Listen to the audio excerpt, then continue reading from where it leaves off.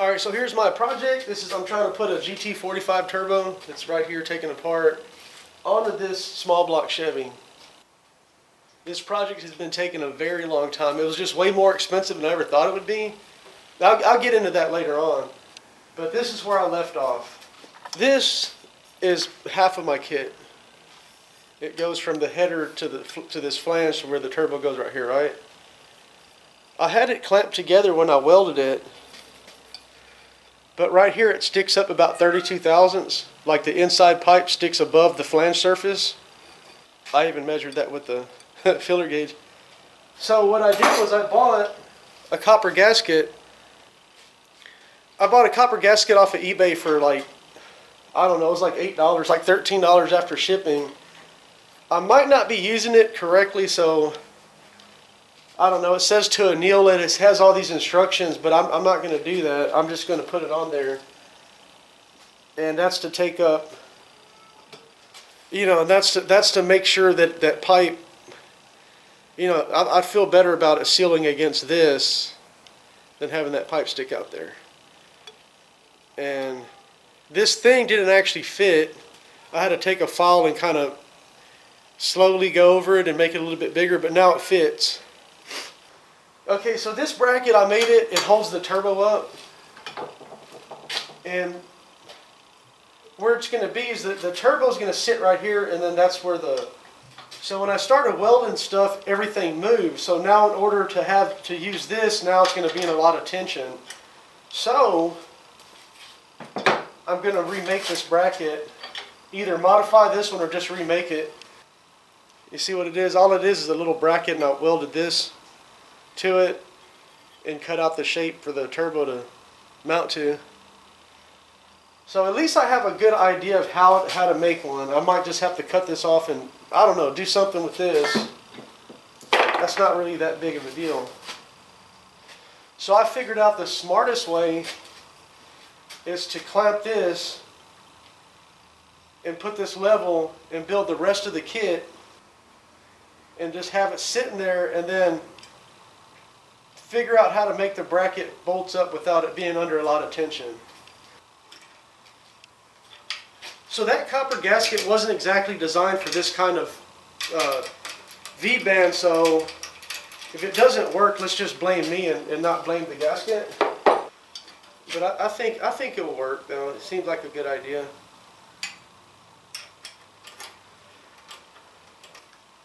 See what I'm saying? Just have it bolted like this. See, here goes the rest of it. See that bellow, that's going to really help, because whenever I actually weld stuff out, like at least I'll at least be able to move it a little bit. You see what I'm saying?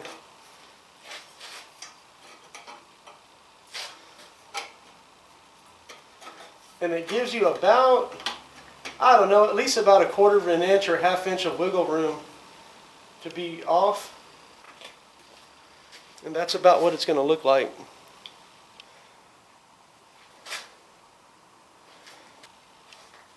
This served its purpose. You know, it only took me a couple hours to make it, and then it held the turbo close enough to where it needed to be. Got so much of it done. And I could probably just cut this off and still use this plate. Anyway, so the first thing I'm going to do is go ahead and weld this one out. I left a little bit of a gap. Crooked gap. But, I don't know. I actually had it clamped down when I tacked it. The other one, I don't know how it moved. So, I mean, that's one thing I learned, is to be careful, because that was one of the biggest mistakes I made so far. Let's get into what I wish I knew before I started a project like this, and part of the reason why it's taken me so long. Well, I did quit a job, hoping to get another job. It didn't work out, and some stuff happened, so I've been kind of broke lately. But anyway, who cares about that? Let's talk about this turbo. All right, so you kind of get nickel and dime to death on this kind of stuff. There's a lot of people out there that'll tell you, oh, the turbo's something, that's cheap. A turbo from eBay is only $129. Okay, but it's there. It's the turbo is cheap, and actually turbos, those are like cheap turbos for like probably what's considered a really good one, or something that those might work. I don't know, but you know, a turbo could easily cost $600,000, $700,000, $800,000 easy. But anyway, so let's first I'm going to go over how much money I have in this project so far. All right, that's just a paper with all my little notes and prices and stuff written down. So first off, these are the headers, up and forward Flowtech headers, $360. This flange was $39. My turbo was about $140. I also bought 7 feet of this kind of tubing. It's 2.5 inch stainless, 304 stainless. I didn't use the whole thing. I needed probably a little over half of it, but that was a $120 tube. Okay, so this is not the cheapest route, but it is, and there's several different ways to do this, but almost no matter what you do, it's going to end up costing at least this or more. And some other things that like I don't even have yet. Okay, that's already a total of $660.98 without taxes, give or take a little bit. Some of this isn't exactly super accurate because they might have changed the prices on some of this. So the things that I will need, since I'm going to run it separated, I need 2 wastegates. Some of the cheapest wastegates you can find, I think I'm going to go ahead and get them from Summit, or $100. You can find cheaper ones on eBay, but I just kind of trust Summit a little bit better because I don't know. I've been buying stuff from them for years, and I don't think they'll really sell you a wastegate if it wasn't decent. I don't know about that. Really don't have experience. That's just what I think. All right. So so most of this is the cheapest parts possibly on eBay. Some of this you might not even want to use it. I don't know. I'm not really saying I'm going to do this, but this is kind of an example of what it will cost. Boost reference regulator, fuel pressure regulator. $34.59 is the cheapest one I found on eBay. For a more brand name, easily $300. Wastegate, I already said that. And there you go. For more of a brand name one, easily $200 to $300 versus $100. Oil feed return kit, $27.66 on eBay. Wideband O2 sensor kit thing set up.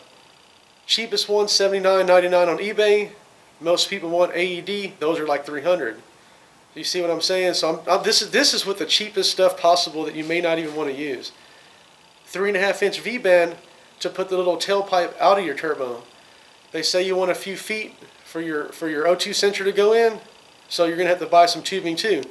$18 for the V-band, $61 for a piece of stainless tubing that's about 4 feet, so you can build your tube out of it. And that would be just doing pie cuts a cheaper way if you had to do mandrel bends and do, you know, anyway. Blow-off valve, cheapest one, 50 millimeter, $64 on eBay. That's a total of $389. Plus, okay, so I'm saying that's about as cheap as you could ever do it. Some of this stuff you probably won't even want to use. I don't even think I'm going to go the cheapest route on all of it.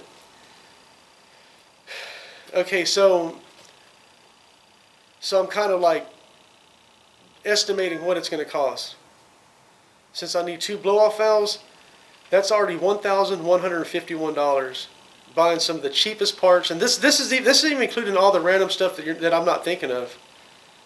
All right. Didn't realize it was going to cost that much. But see, the thing is, that's still the cheap part, because I think this is what people really don't think about, or people like me, or I didn't. One of the most expensive things is going to be your fuel system. That's really where the big problem is going to be. And even if you're to be like, oh, well, you could do an LS engine, it already has fuel injection, and you don't need to buy anything special, we're still going to have to get HP tuners or something to be able to tune it. Well, I'll get back to that. I'm not talking about that right now.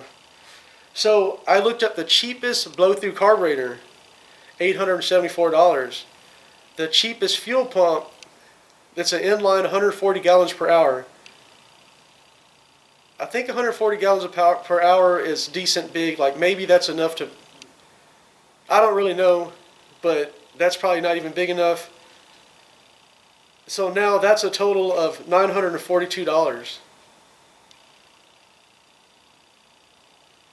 You add that to the other The other money, you're already at like $1,992. You're already at,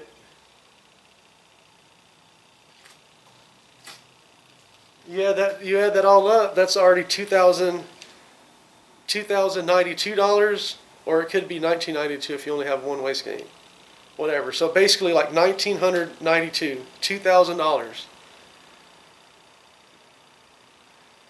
There's several other ways to do things. Build your own manifolds. Tubing isn't cheap. And there's just so many little things. Even to mount my wastegates, I'm going to have to get some stainless tubing, little pieces of it that I don't even know the size yet. And I'm just saying, this could blow out of proportion very fast. It's going to be very expensive. And if you bought all the brand name, more expensive stuff, man, that number could easily double. Okay, and here goes the other one. When you start boosting the motor, you know what's going to happen. You're going to break your motor, and then you're going to have to build a forged short block with better stuff in it, and your turbo project motor is probably going to end up costing $10,000 or something. But anyway, that's just what I wanted to say about it. Like, you know, because I probably wouldn't have started the project when I did if I knew how much it was going to cost. That's all. That's all. The only reason I'm trying to warn people about it. It's definitely expensive. So those guys that sit there, and it's just like the guys that tell you how cheap it is to LS swap your old vehicle. Oh, you could get a junkyard motor for $800. Therefore, you can swap your old school truck to an LS for $800. That's the way they're looking at it. But I don't think it works like that.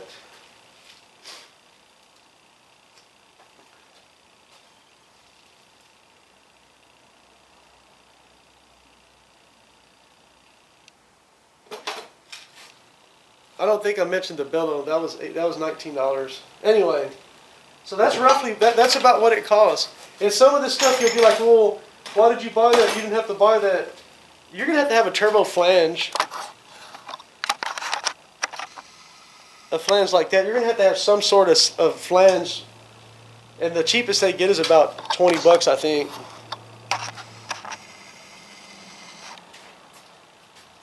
All right, so I'm going to go ahead and move on, stop talking about it and move on to trying to get this turbo in place.